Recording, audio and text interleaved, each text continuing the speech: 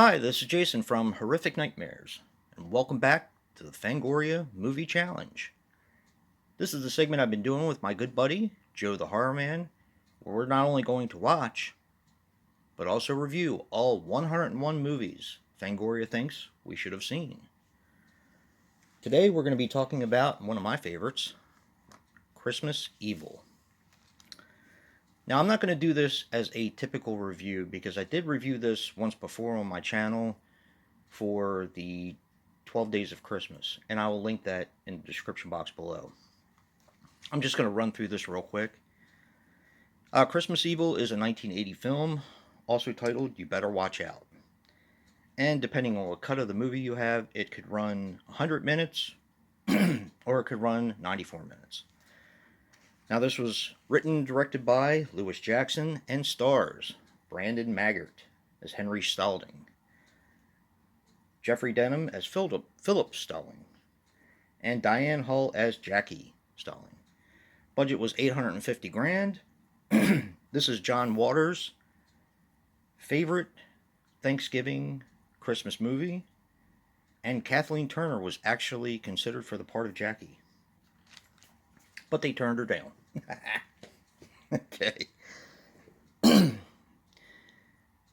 Now, normally I would do another review for this because I think that the movie needs to be seen because it's a fantastic film.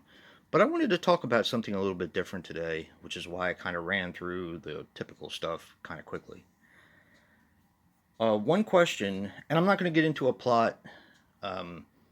Obviously, it's about a killer Santa Claus, but it's a lot deeper than that. It's not really a slasher movie, but it goes a lot deeper, in my opinion. One of the questions I asked Joe when we were watching the film, and I always ask myself, there's many questions, but is Harry a bad guy? Now, how do you answer that? How do you answer whether Harry's a bad guy? Harry is the guy who plays, of course, the killer Santa Claus. Is he a bad man? Yes, he's mentally ill. Yes, it stemmed from something in his childhood, but he is also trying to do good. He delivers a whole bunch of packages to a children's hospital.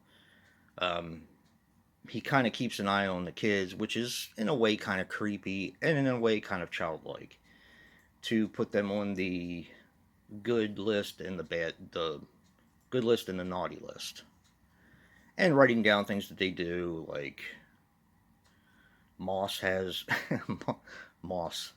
The kid's name is Moss. He's one of the bad ones. He has bad hygiene. He reads dirty magazines, so on and so forth. But as I said before, is Harry a bad guy? Or is he just mentally ill? Which is obvious. But I think his right and wrong is so ballooned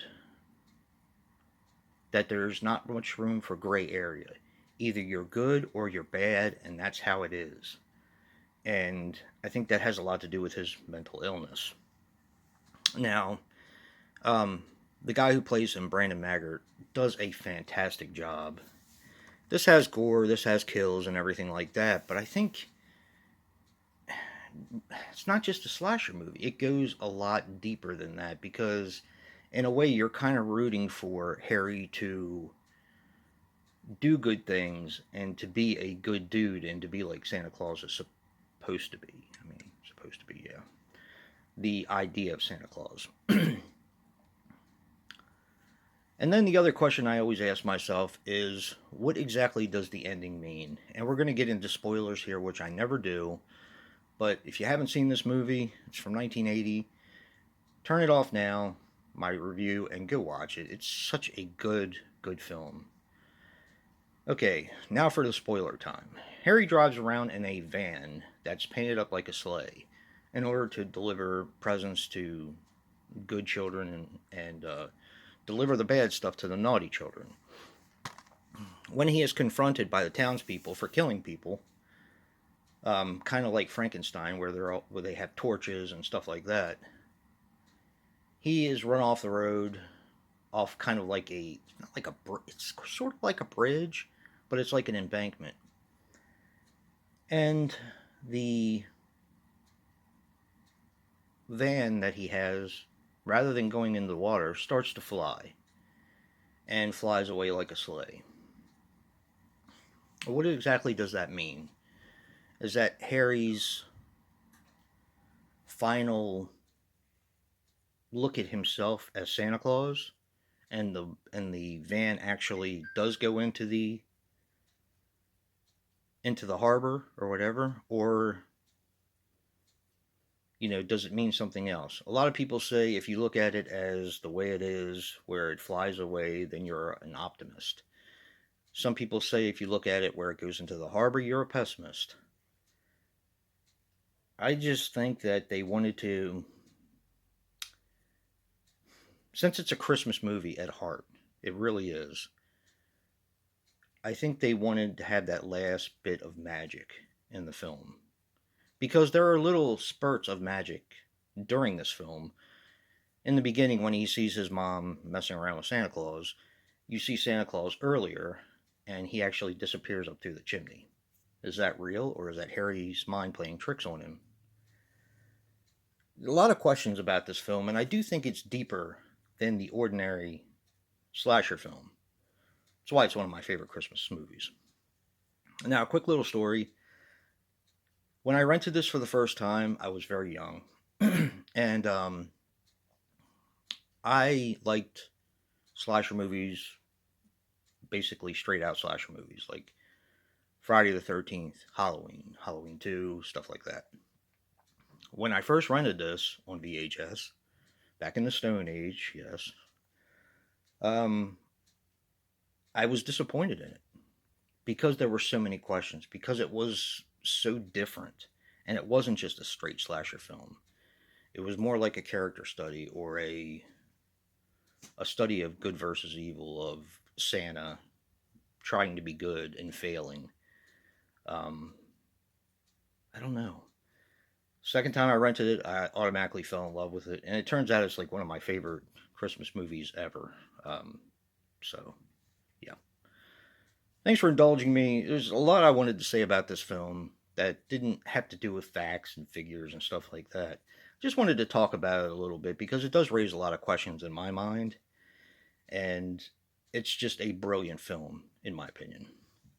Now I'm going to pair this up with another favorite of mine, which is Red Christmas. How these things are, what they have majorly in common, besides the fact that they're both Christmas slashers, is perception. Everything in both of these movies is based on perception. It's how Harry feels about himself in this movie, or how he looks at himself being like Santa Claus or idolizing Santa Claus. In this one, I'm not going to tell you, but it's also about perception. There's a person who comes back, a member of the family, and it's all about perception of why he came back, who he is, and what he represents. So, yeah, definitely check out Red Christmas. I love it. I think it's great. I know people have a love hate relationship with it, but this is a fantastic film, in my opinion. Now, don't forget to check out Joe's review and to see what he picked as a recommendation. And if you like what you see in here, hit that like button and subscribe. And until next time, peace.